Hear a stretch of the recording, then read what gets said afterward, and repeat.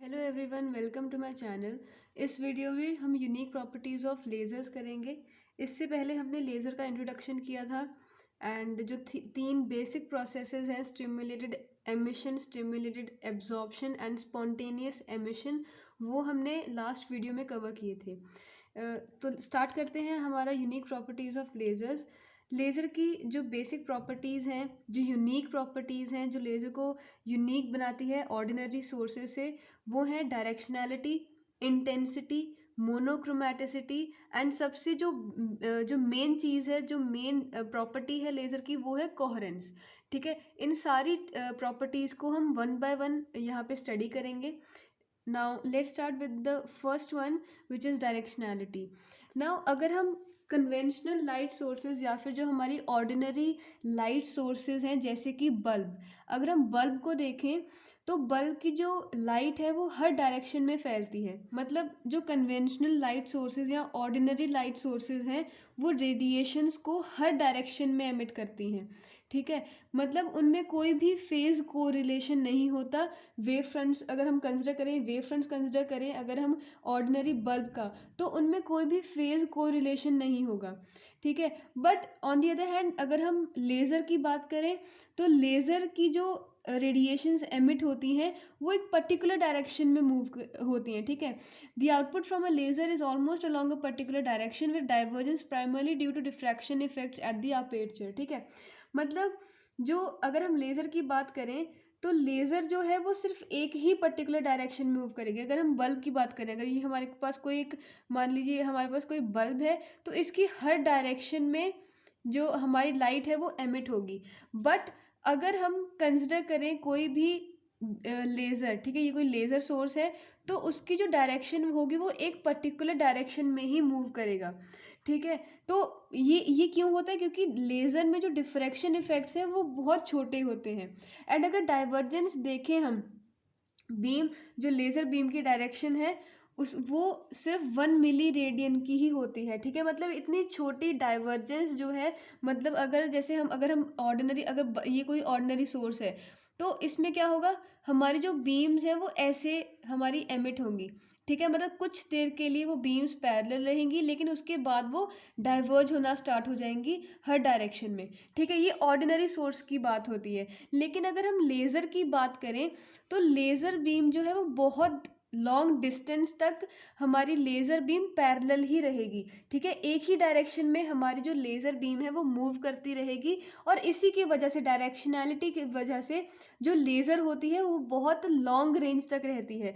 अगर हम ordinary bulb की बात करें तो हम एक रूम में अगर कोई बल्ब लगा है तो उसकी जो रेंज है वो बहुत शॉर्ट रेंज रहेगी, इतनी ज़्यादा दूर तक उसकी लाइट नहीं फैलेगी। बट अगर हम लेज़र की बात करें तो लेज़र को आप बहुत लॉन्ग रेंजेस तक भी लेके जा सकते हो। ठीक है, बहुत ज़्यादा फार डिस्टेंस तक आप लेज़र बीम को लेके जा सकते हो। ठीक है, अगर आप लेज़र ऑन करोगे, जैसे हम ऑर्डिनरी, जैसे हमारी खेलने के लिए हम लेज़र्स यूज़ करते हैं, तो वो जो लेज़र बीम होती है वो बहुत दूर तक एमिट करती है रेडिएशंस को। Now second one is intensity. जो लेज़र होती है उसकी इंटेंसिटी बहुत ज़्यादा हाई होती है एज़ कम्पेयर टू बल्ब, या फिर कह सकते हैं कि ऑर्डिनरी लाइट सोर्सेज।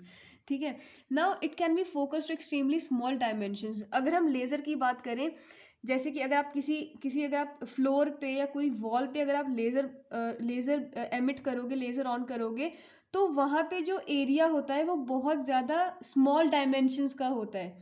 ठीक है, बट अगर हम बल्ब को ऑन करें तो बल्ब का जो एरिया होता है वो बहुत ज़्यादा, हमारा ज़्यादा एरिया तक हमारी जो बल्ब है वो रेडिएशंस एमिट करता है। ठीक है, लेकिन लेज़र में हमारे पास जो वो स्पॉट होता है, या कह सकते हैं कि जो एरिया होता है जिस पे हम फोकस करें अपनी लेज़र, वो हम बहुत ज़्यादा छोटे एरिया तक अपनी लेज़र को फोकस कर सकते हैं। नाउ कंसिडर करते हैं, अगर हम डिफ्रैक्शन इफेक्ट्स को कंसिडर करें लेज़र बीम में, अगर हम डिफ्रैक्शन इफेक्ट्स को कंसिडर करें एंड कंसिडर करेंगे कि एक लाइट है जिसकी वेवलेंथ लैम्डा है, फोकल लेंथ हमारे लेंस का एफ है, क्योंकि लेज़र में हम लेंस यूज़ करेंगे।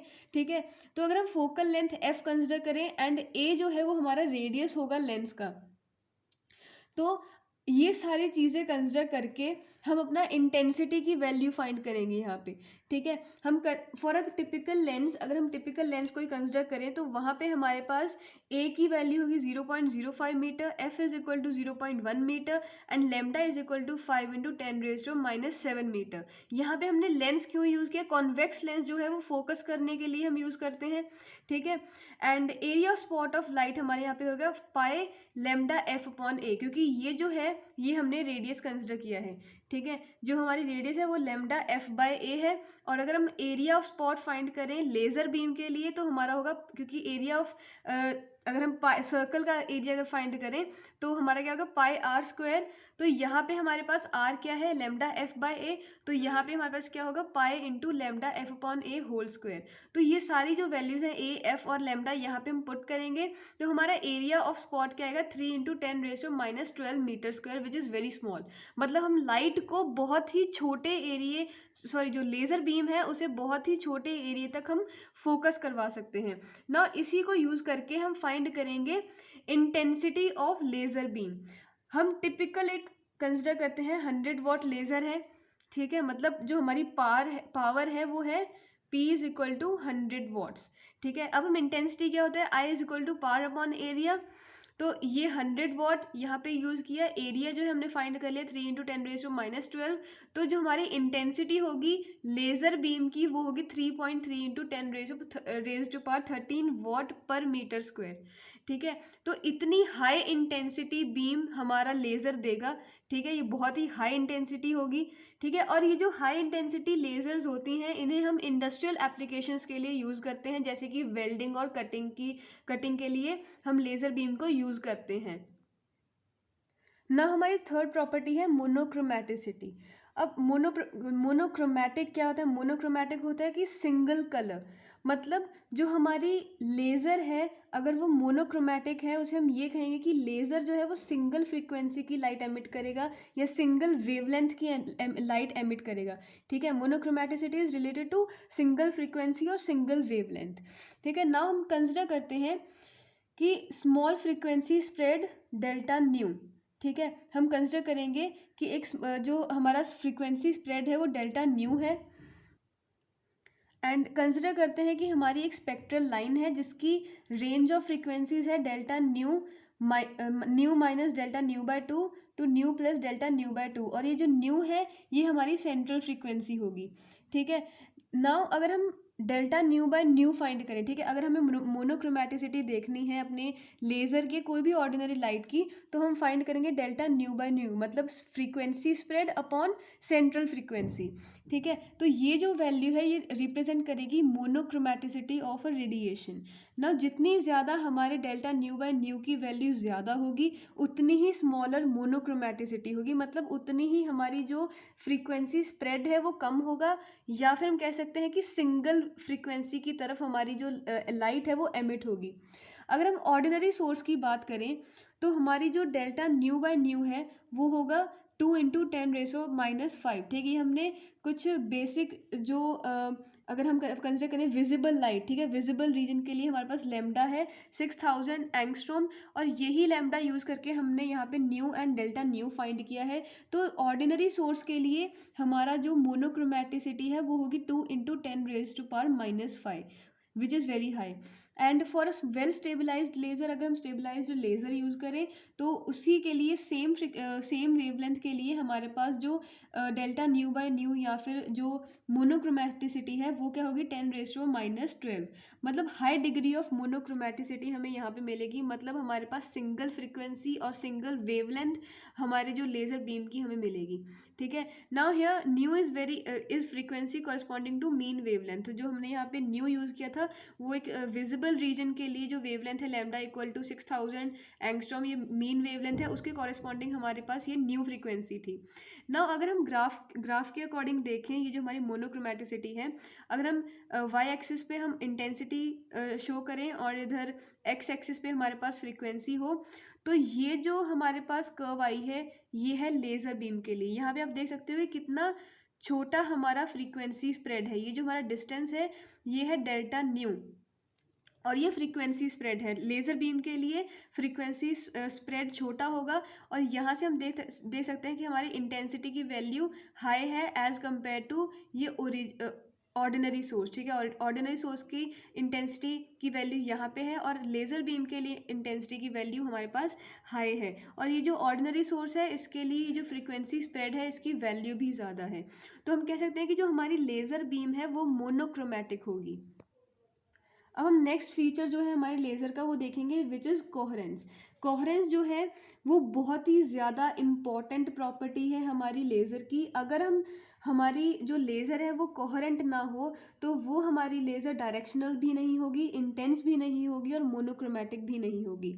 And coherence is the measure of degree of phase correlation that exist in the radiation of field of light. मतलब अगर हमारी कोई भी बीम्स हैं, हमारी कंसिडर करते हैं कि ये हमारे पास कोई बीम्स हैं, ठीक है, और ये दो बीम्स हम कंसिडर कर लेते हैं। अगर हम इन दो बीम्स को कहेंगे कि ये कोहेरेंट है, तो इसका मतलब क्या होगा कि इन दोनों में जो हमारा फेज डिफरेंस है वो कांस्टेंट रहेगा। टाइम के साथ इनका जो फेज डिफरेंस है वो चेंज नहीं होगा, इनकी फ्रीक्वेंसी सेम होगी और इनका एम्पलीट्यूड भी सेम होगा। तब हम इन दोनों बीम्स को कहेंगे कि ये कोहेरेंट है। तो ये जो हमारी लेज़र है, वो लेज़र जो बीम हमारी होती है वो कोहेरेंट बीम होती है। ठीक है, और ये सबसे बेसिक ये हमारी प्रॉपर्टी होगी लेज़र के लिए, विच इज़ कोहेरेंस। ठीक है, कोहेरेंस जो है वो दो टाइप की है, special coherence and temporal coherence. ठीक है, इन दोनों जो कोहेरेंस है टाइप्स हैं, इन्हें एक्सप्लेन करने के लिए हम ये डायग्राम यूज़ करेंगे। ठीक है, कंसिडर करते हैं कि हमारी एक लेज़र बीम है। ठीक है, ये हमारी एक इलेक्ट्रिक फील्ड E1 है, ये इलेक्ट्रिक फील्ड E2 है। यहाँ पे हम एक पॉइंट कंसिडर करेंगे P1, यहाँ पे हमने पॉइंट कंसिडर किया P2। ठीक है, अब if these electric fields at any two points on a wave front have constant phase difference, मतलब अगर हम ये कोई एक वेव फ्रंट कंसिडर करें इन दो इलेक्ट्रिक फील्ड्स के लिए, तो अगर इस वेव फ्रंट पे दो डिफरेंट पॉइंट्स पे हमारा फेज डिफरेंस सेम रहेगा ओवर टाइम t, तो हम कहेंगे कि ये हमारा स्पेशल कोहेरेंस होगा।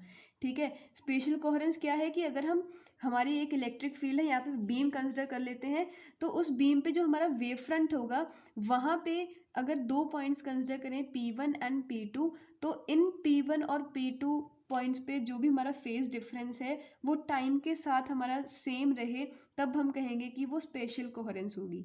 एंड अगर हम टेम्पोरल कोहेरेंस की बात करें, इधर हमारे पास इलेक्ट्रिक फील्ड है, यहाँ पे हमारे पास टी है। ठीक है, ये इलेक्ट्रिक फील्ड टाइम के साथ अगर हमारे जैसे जो हमारी साइनोसॉइडल वेव्स होती हैं, अगर वैसे हम कंसिडर करें तो इलेक्ट्रिक फील्ड का हम देखेंगे रिलेशन विद टाइम। ठीक है, अब हमारी जो जैसे हम साइनोसॉइडल वेव कंसिडर करते हैं कि वो सेम रहती है। ठीक है, ऐसा कोई जैसे अगर हम ये कोई एक साइनोसॉइडल वेव कंसिडर करें तो ये कंटिन्यूस रहती है, यहाँ पे कोई भी हमारे पास ब्रेक नहीं आएगा जैसे हमारे पास यहाँ पे होगा। ये जो चीज़ है, ये केस हमारा जो एक्चुअल हमारी लाइट्स एमिट होती हैं वो हमारा यहाँ पे केस होगा। एक्चुअल लाइट में हमारे पास हमेशा फेज डिफरेंस या फिर वो कांस्टेंट नहीं रहता, यहाँ पे हमारे पास कभी ना कभी कोई ब्रेक ज़रूर आता है। ठीक है, जैसे अगर हम यहाँ पे कंसिडर करें, अगर ये हमारी एक हमारे यहाँ तक अगर ये जो पार्ट है यहाँ तक हम कहेंगे कि यहाँ पे हमारा जो फेज़ को रिलेशन मेंटेन्ड है, उसके बाद हमारे पास थोड़ी देर के लिए वहाँ पे फेज को रिलेशन नहीं मेंटेन्ड रहेगा। देन अगेन यहाँ पे हमारा नेक्स्ट जो वो वेव शो हो रही है वहाँ उस टाइम के लिए टाओ सी के लिए जो हमारा फेज को रिलेशन है वो मेंटेन्ड रहेगा। ठीक है, and temporal coherence is said when if there is a definite phase correlation between electric fields of light at particular point for an interval tau c। अगर tau c इंटरवल के लिए अगर consider करेंगे ये हमारा tau c है और ये भी हमारा tau c है। ठीक है, ये जो लेंथ है हमारी, इसके लिए हमारी जो वेव है या फिर जो बीम है वो कोहेरेंट रहेगी। देन और ये भी जो हमारा डिस्टेंस है इसके लिए भी हमारे पास कोहेरेंट बीम आएगी।